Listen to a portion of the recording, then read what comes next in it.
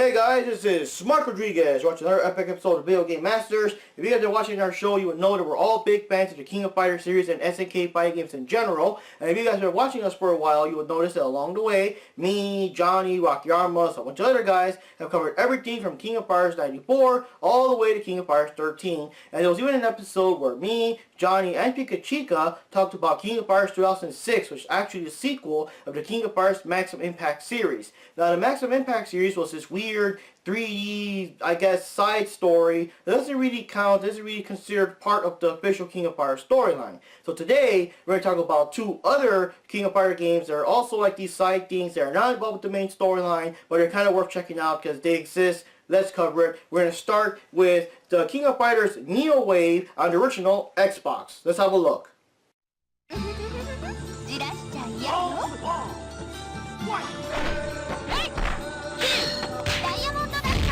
The King of Fighters Neo Wave hit the arcades in 2004 and was made by Sammy Atomis Wave.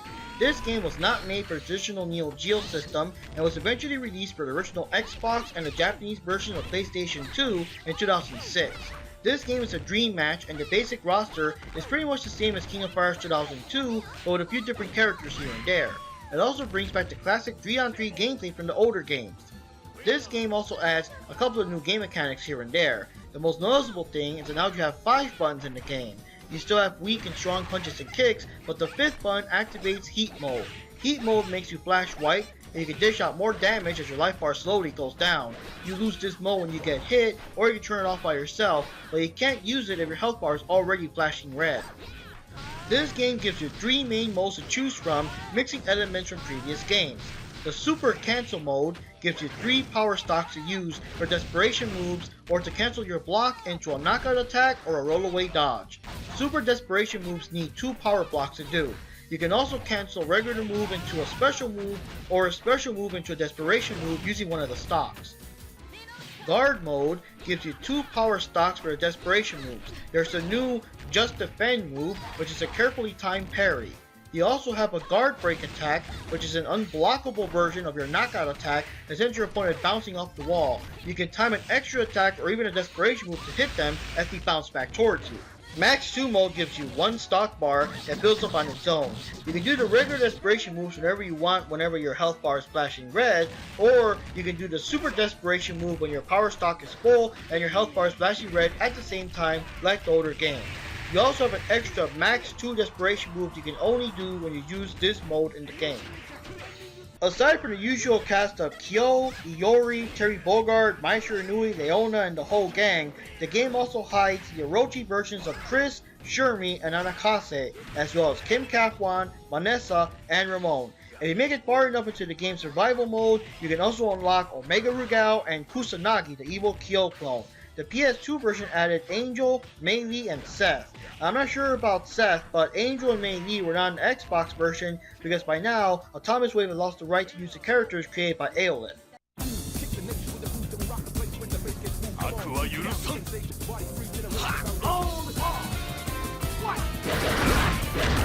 This game's boss is the younger version of Geese Howard that was hidden at the end of Art of Fighting 2. Of course, being a dream match, you don't really need any kind of explanation as to how you can fight a younger version of Geese Howard, but it is still cool to see this guy come back. He is, of course, very cheesy, and he has a killer desperation move to watch out for. And yes, this character is probably the only original character that has not appeared in a previous King of Fighter game, but even then you can still argue that he's a younger version of a character we've already seen before. And now for what I think about the game. I gotta say though, this game is just average. I mean, that's the basic word. It's average, okay? It's not the worst game out there because it still plays kind of King of Fighters. Still got the familiar characters, some of the combos, the moves, stuff like that.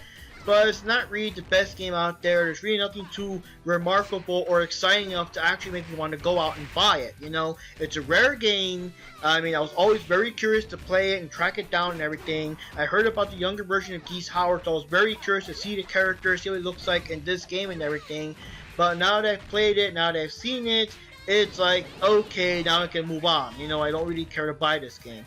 This game came out at the same time as King of Fighters 2002 with basically the same characters and everything, and they were both dream matches or everything, so if you're going to do it that way, I'd much rather get King of Fighters 2002. It was just a better game. And this game is just, I mean, I don't know. I mean, it's like if they had other characters that were not already in 2002, like let's say Mr. Big and Wolfgang Krauser, and some other characters too, some other characters that have never been seen before within King of Fighters, like John Crawley or Lawrence Blood, Doug King, you know, other characters and stuff like that, and that would have really brought my interest. That would have been like awesome. I mean, they already had the younger version of Geese Howard, so let's kind of crank it up and bring more new guys. That would have gotten my interest. But basically, this is like a weird, whacked out version of King of Fighters 2002, basically. And yeah, the graphics are pretty cool. They got this thing with the 2D characters against the more 3D rendered graphics, and other home version games started doing the same thing. Like for example, King of Fighters 99, I think it was called King of Fighters 99 Evolution for the Dreamcast or whatever. They started doing that too. But it just looks kind of weird, it just looks kind of off. And yes, I know the game is made by Atomic Wave instead of SNK Playmore, so with that, all the music and everything, like everything just feels off. It just doesn't feel like an SNK game, which I know it's not, but it just makes the game feel so off. It's just so weird, and that's the bottom line though. It's just average, you know. And one more thing I gotta say, I can't really hold it too much against it because this is the older Xbox, but yeah, the music does restart at the beginning of each round, and the music's kind of average too. Some of it's a bit annoying, so it makes it even more annoying to hear the music start from the beginning over and over and over with each round. And like I said, it's not the game's fault. I know the arcade wouldn't do that. That's just for the Xbox, because even when you play King of Fighters 99 for the PS1, it's the same thing. Music would restart at the beginning of each round and everything. So yeah, it does get kind of annoying. But bottom line, this game is just average. That's just the word for it. It's just average. I mean, it's a rare game though. If you're a big fan, you're able to track it down, you still have an old Xbox or whatever, this game is compatible with the Xbox 360. I guess check it out, but I really can't recommend buying it. Well, that was pretty cool. So now let's continue with King of Fighters EX2 Howling Blood for the Game Boy Advance. Now, I don't actually own a Game Boy Advance, but the original DS does play Game Boy Advance games, so we're going to do that. And yeah, you guys got to give me a chance here. I know that we did review the Turtles movie game for the 3DS before, and the screen is a little bit bigger and a little bit clearer than the DS thing, but we're gonna give it a shot anyways. Let's take a look. Hey, Mark, I have played that game too. Oh, yeah, sure, Rakiarmas. Yeah, come right in. I guess I'm not going to be alone after all. Yeah, let's review this game together. Alright, so let's look at the King of Fighters EX2 Howling Blood on the Game Boy Advance. Okay, even though I just said that. And how did you change your shirt, dude? Before we get into the sequel, let's talk a little bit about the original King of Fighters EX Neo Blood. It was basically the Game Boy Advance version of King of Fighters 99 with a couple of differences. While in the sequel, King of Fighters 99 had the established story that Kyo was captured and cloned by the NES organization sometimes after King of Fighters 97, this game has a side story that introduces Moe Habana that found Kyo and nursed him back to health. The game's bosses were Yori Yagami and the classic Geese Howard they were more used to.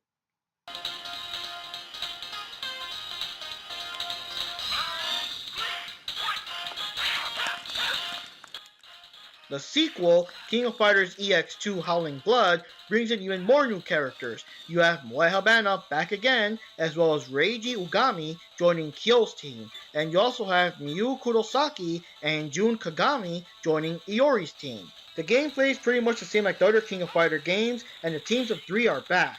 This time, however, the main difference is that you can choose your third character to be a striker, and then once you lose him, the second character now becomes a striker. It's also worth pointing out that the defeated characters are still shown lying around in the background instead of just being gone. The final boss is Shinobu, a kid that has the spirit and powers of Goenitsu from the King of Fighters 96. As you can see, he's just as cheesy. And now for what I think about the game. Now I gotta say the game is also pretty average. It's incredibly easy. You can just finish it without even trying. I mean, the only character who's gonna give you any kind of trouble at all is Shinobu because he's cheesy, but you can still get past them. But the main credit goes to just how awesome, the great job that the Game Boy Advance did porting this game over. I mean, they come so close to King of Fighters 99 or 2000 that it makes you wonder why they don't just go all the way and just make the actual King of Fighters 99 or 2000 or one of the older games. Because personally, I would not mind playing an arcade perfect version of King of Fighters 97 or so while I'm on the road on my Game Boy Advance or something. That would be awesome, you know. But for what it is, it's pretty good. The graphics are close to the arcade and everything. The characters look exactly the same backgrounds and everything, the same music and everything. The only little sacrifice is that some of the voices are kind of missing. You even notice that a character might still say Power Keza for one move, but basically say nothing for other moves. But you know, you gotta fit in whatever you can to make this happen. The new characters are pretty cool. I especially like Kurosaki with her weird feather blade moves, and I also like Moi Habana. She's pretty cool too. But I kind of wish these characters went beyond this, you know, obscure Game Boy game, and it would be cool if they would come back in an official game like King of Fighters 2003 or King of Fighters 13, or if they make a sequel, because it is pretty interesting. I do want to see some of these guys come back. And that's kind of the down part. Whenever a game is made for some other lesser known system or lesser known version, they always have these cool new characters that you're never ever going to see again in an official title. But yeah, and as for Shinobu, he's an interesting character. It's a weird mixture between reusing Gonits, but at the same time not, because it's a kid with the same powers and similar moves. The only thing about him though is that he only has this one voice file, I think. He just says ah for all his moves. So that gets kind of old pretty quickly. And he does have these weird floating orb things floating around him that luckily don't even do anything to you at all. So it kind of defeats the purpose of why they're even there. That's kind of weird. But other than that, the game's pretty simple. It's easy. And unfortunately, in this day and age, it's going to be almost impossible to find someone else that has a Game Boy Advance with the games you can play against them. So that does kind of kill the replayability. And these games are pretty rare and hard to find. I was trying to get the original game, the original Neo Blood, but I couldn't even find that one. But other than that, yeah, it's an interesting game. I really would recommend buying it. If you can somehow track it down, you know, check it out just to say if you've checked it out. But it's just a pretty average game. But like again, I gotta say, I gotta give credit for the great job that Game Boy Advance did in porting a game like this over. In my mind, this game is a pretty good fighting game and pretty good port of King of Fighters to Game Boy Advance. But also I find it that this game isn't that good fighting game because it doesn't have much stuff to play for in it. So if I have to make a decision either buying this game or not, I would skip this game. But if you are a King of Fighters fan, a huge King of Fighters fans, this game would be maybe a purchase for you if you can find it low price or something like that. Then maybe you could get this game. It's again not a bad game, but there isn't much stuff in it. And that wraps up this episode of Video Game Masters. I'm Mark Rodriguez. And I am Rakiarmas. It's good to be back in the show. Hey, you're welcome back anytime, Rakiarmas. That wraps up for this episode. Thanks for watching and catch you later.